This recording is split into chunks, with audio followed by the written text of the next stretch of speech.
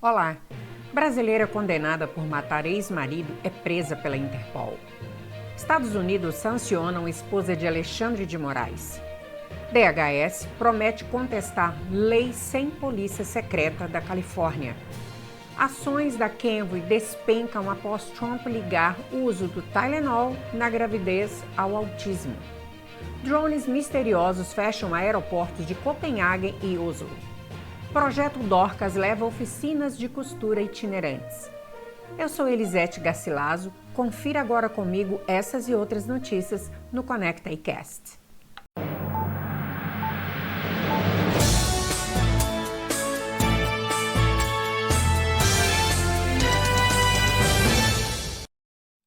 Estados Unidos passam a exigir entrevista para novos solicitantes de vistos a partir de outubro. Mudança atinge menores de 14 anos e maiores de 79 anos. Renovações e categorias específicas seguem com isenção. Taxa extra de $250 foi aprovada, mas ainda não tem data para começar a valer. A partir de 1º de outubro, todos os novos solicitantes de vistos dos Estados Unidos que tenham menos de 14 anos ou mais de 79 precisarão passar por entrevista presencial nos consulados ou na embaixada. Até agora, esses grupos costumavam ser dispensados dessa etapa. A regra vale para cidadãos de países que precisam de visto para entrar nos Estados Unidos, incluindo o Brasil. Permanecem elegíveis à dispensa de entrevista. Renovações de B1 e B2, visto de turismo e negócios, com visto ainda válido ou vencido há menos de 12 meses, desde que o titular tivesse 18 anos ou mais quando o documento anterior foi emitido. Vistos diplomáticos e oficiais vinculados a organismos internacionais. E trabalhadores agrícolas temporários, o H2A. Para a dispensa valer, o pedido deve ser feito no país de origem ou residência e o candidato não pode ter recusa de visto pendente. Mesmo assim, postos consulares podem convocar entrevista a qualquer momento. Foi aprovada a Visa Integrity Fee, uma taxa adicional de $250 que, quando entrar em vigor, elevará o custo do visto padrão de $185 para $435. A cobrança integra o pacote legislativo One Big Beautiful Bill, sancionado pelo presidente Donald Trump. Mas a implementação ainda não tem data definida. O que o solicitante deve fazer agora? Verifique sua categoria e, se você se enquadra em alguma isenção, agende com antecedência. A exigência de entrevistas para novos perfis pode aumentar a demanda por horários. Reúna documentos que comprovem vínculos e propósito da sua viagem. Acompanhe comunicados oficiais para saber quando a nova taxa começará a ser cobrada. As mudanças buscam endurecer a verificação de novos solicitantes, preservando vias rápidas para quem renova e para categorias estratégicas. Para o público, a principal orientação é planejar o processo com mais antecedência e monitorar os canais oficiais dos Estados Unidos sobre prazos e valores.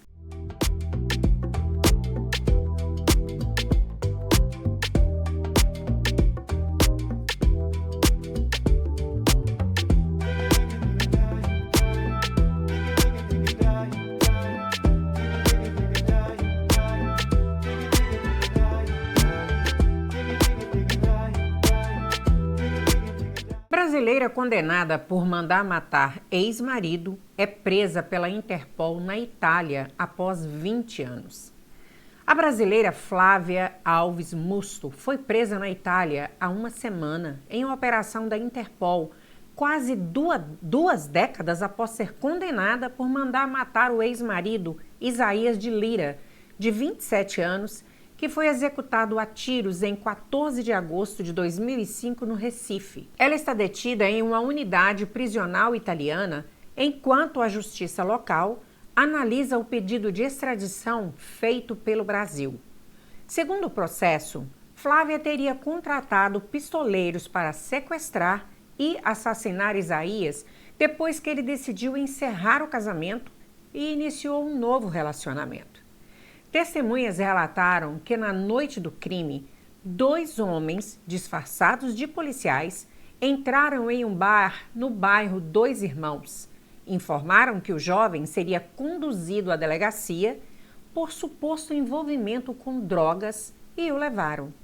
O corpo foi encontrado no dia seguinte na estrada de Jaguarana, em Maranguape 2. A investigação levou 7 anos e passou por 6 delegados. Inconformada com a demora, a irmã da vítima, a Lira, decidiu estudar direito e, já como assistente jurídica, ajudou a destravar o caso ao se aproximar de um promotor em 2011. Em 2012, a Justiça decretou a prisão preventiva de Flávia, que ficou detida até 2014, quando o prazo expirou e ela passou a responder em liberdade. A partir daí, faltou a audiências e desapareceu. A família não sabia seu paradeiro desde 2015. A virada veio neste mês, quando a Lira localizou, com a ajuda de um amigo, uma certidão de casamento registrada em Petrolina, em nome de Flávia, com um cidadão italiano. A pista levou à localização da condenada na Itália e à atuação da Interpol. Com a captura, o caso veio ao ponto central: a efetivação da extradição para que Flávia cumpra a pena no Brasil. O crime, desde 2005, marcou a família de Lira e se tornou objeto de um livro que a Lira escreveu sobre a longa jornada por justiça. Até o fechamento dessa edição, a defesa de Flávia Alves Musto não havia se manifestado.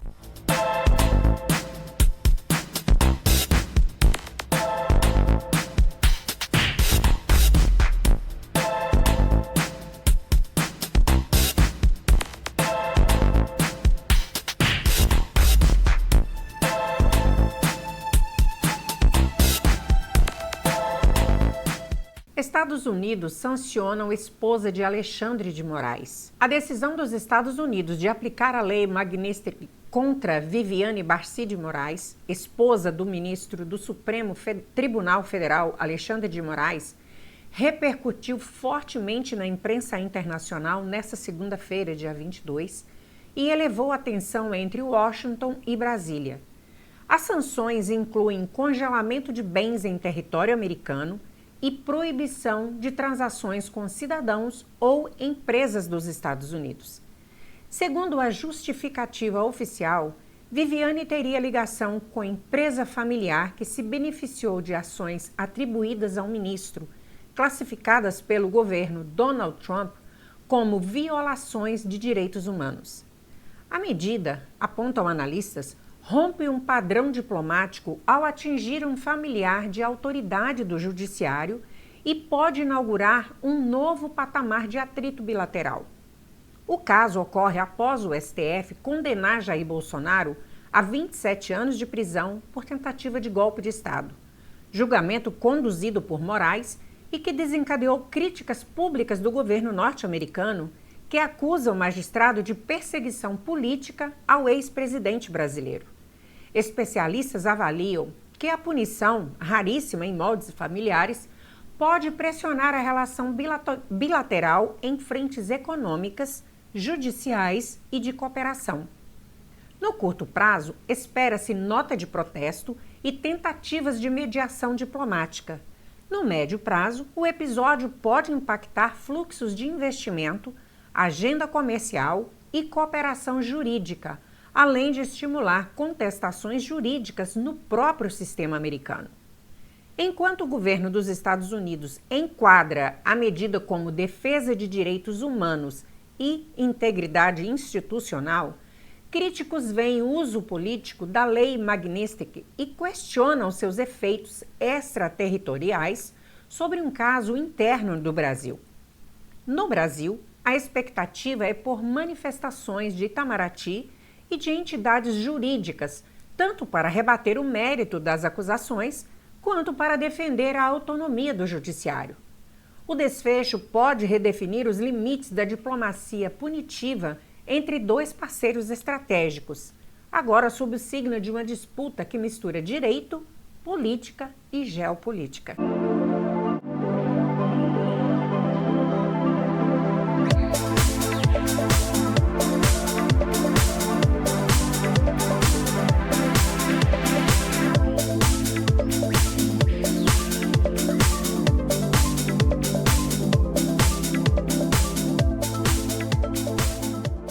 DHS promete contestar lei sem polícia secreta da Califórnia.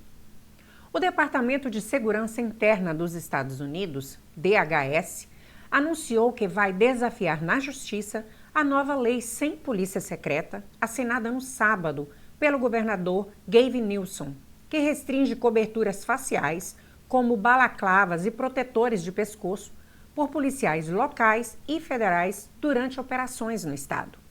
Em nota, a secretária assistente do DHS, Tricia McClellan, acusou Newsom de atiçar a divisão e disse que a regra é inconstitucional e não será acatada pelos agentes federais. O endurecimento do tom veio horas após a equipe de comunicação do governador publicar no X que a secretária do DHS, Kristi Noem, terá um dia ruim, mensagem que o departamento classificou como retórica violenta.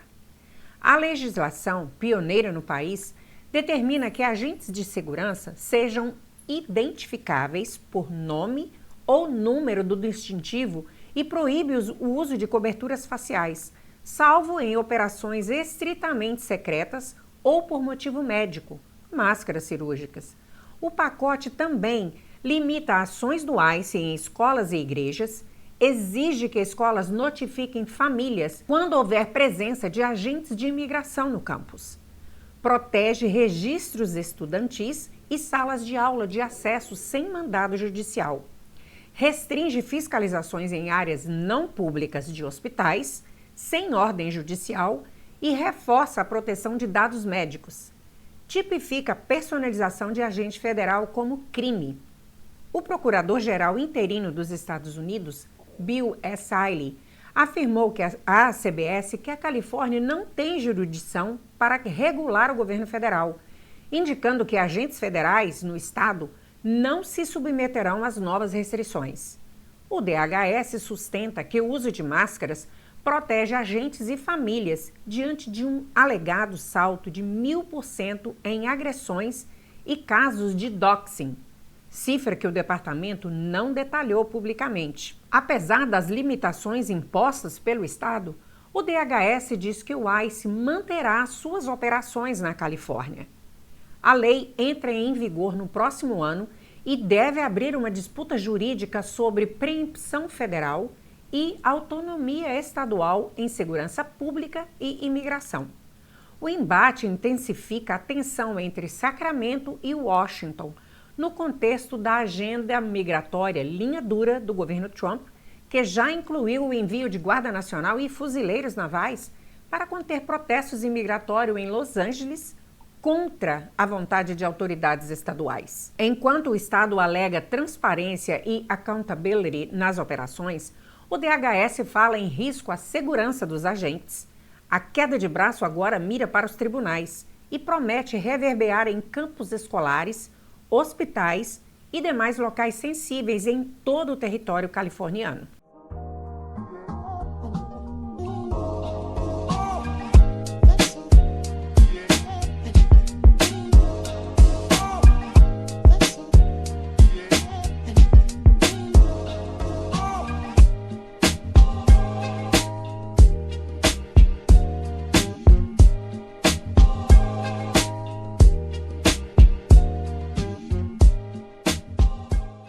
Ações da Kenvue despencam após Trump ligar uso do Tylenol na gravidez ao autismo.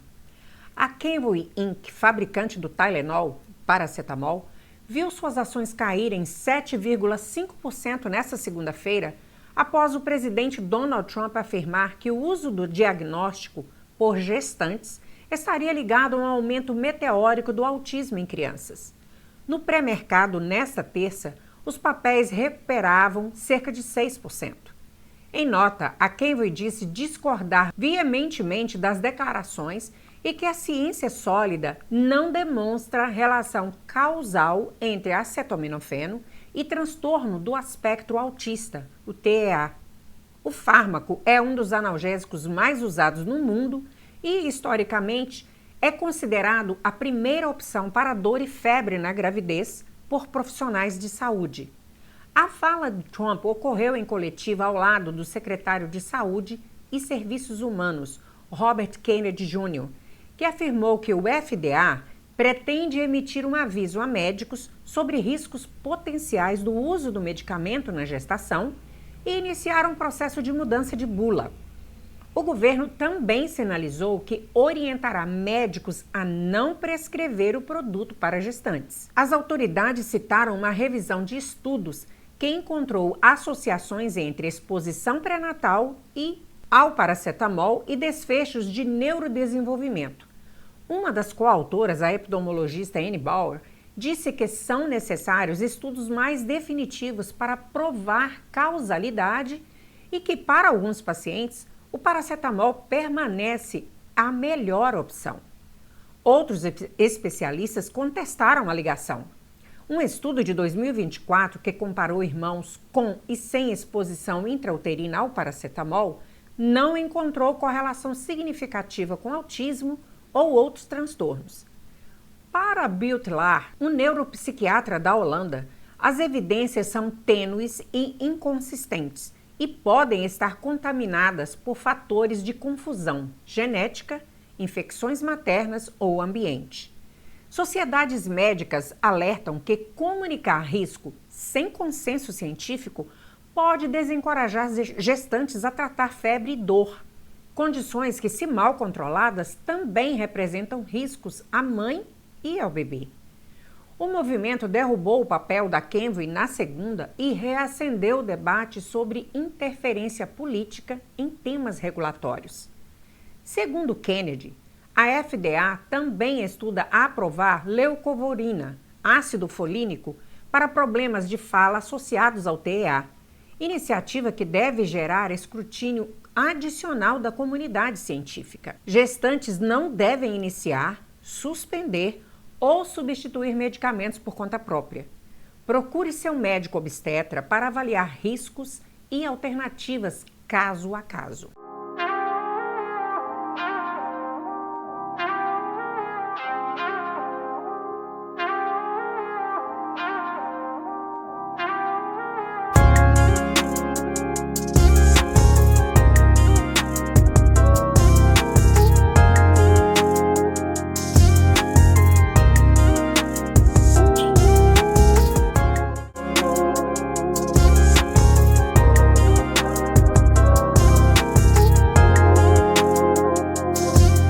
Drones misteriosos fecham aeroportos de Copenhague e Oslo e afetam dezenas de milhares de passageiros.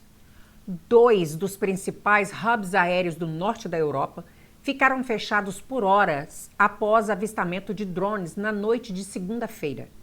O aeroporto de Copenhague suspendeu operações por cerca de 4 horas, enquanto o aeroporto de Oslo ficou 3 horas sem pousos e decolagens, segundo as polícias dinamarquesa e norueguesa. Em Copenhague, autoridades relataram a presença de 2 ou 3 drones de grande porte nas proximidades.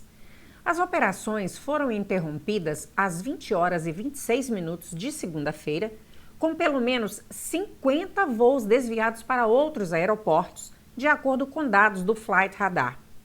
O superintendente-chefe, Jespersen, afirmou que os equipamentos parecem ter sido operados por um operador competente, sem indícios até o momento de intenção de causar danos.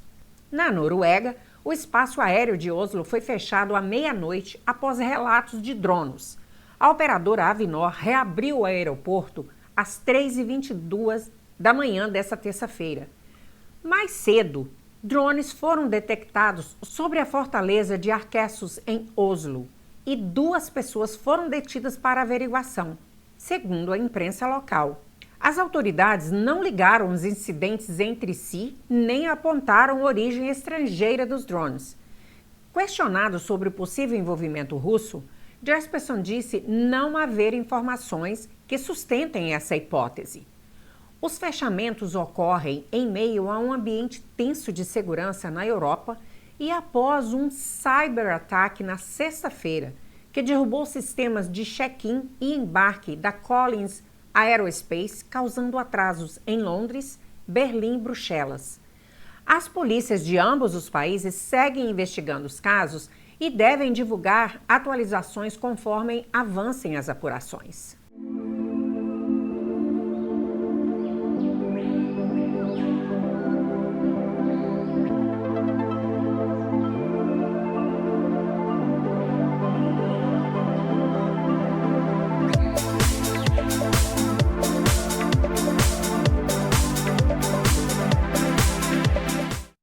projeto Dorcas leva oficinas de costura itinerante e transforma solidariedade em roupas infantis para países carentes. O projeto Dorcas, uma organização sem fins lucrativos, está formando mulheres e jovens em costura para produzir roupas infantis destinadas a comunidades vulneráveis no exterior. A iniciativa une capacitação prática, voluntariado e impacto social. Cada oficina termina com peças prontas para doação e com novos aprendizes preparados para continuar costurando. Diferentes de cursos tradicionais, o Dorcas vai até as pessoas.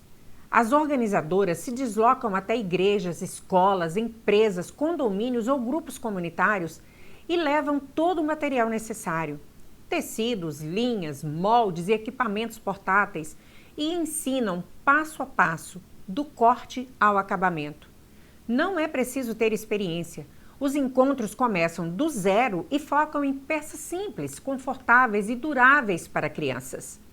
Como funcionam essas oficinas? Onde elas se encontram? No espaço do próprio grupo. Um salão, casa, sala multiuso ou auditório. Quem pode participar desse projeto são mulheres e jovens a partir da adolescência. Não é necessário saber costurar. O que o projeto leva? Kits com moldes, tecidos, aviamentos, máquina de costuras portáteis. O resultado são produções de roupinhas infantis que são selecionadas, embaladas e encaminhadas a parceiros que fazem a logística de envio a países com maior vulnerabilidade. Além das oficinas, o Dorcas incentiva a formação de pontos de costuras permanentes nos bairros, núcleos voluntários que seguem produzindo peças ao longo do ano, fortalecendo a rede local de apoio e ampliando o alcance das doações. Como você pode apoiar? Organize uma oficina com seu grupo, escola, empresa, igreja ou no seu condomínio. Doe insumos, tecidos 100% algodão, malhas, elásticos, linhas ou máquinas de costura em bom estado. Voluntarie-se como um mentor de costura, apoio logístico ou triagem de peças. Contribua financeiramente para custear os insumos e o frete internacional das doações. Interessados em receber a equipe do Projeto Dorcas ou contribuir com insumos, podem entrar em contato pelos canais oficiais do projeto, pelo website e rede social. E se você representa uma instituição e quer se engajar, a nossa redação pode encaminhar o seu contato até eles. Com uma proposta simples e mãos dadas ao bem comum, o Projeto Dorcas mostra que cada ponto de costura é um ponto de esperança para quem aprende, para quem doa e principalmente para as crianças que recebem essas roupas.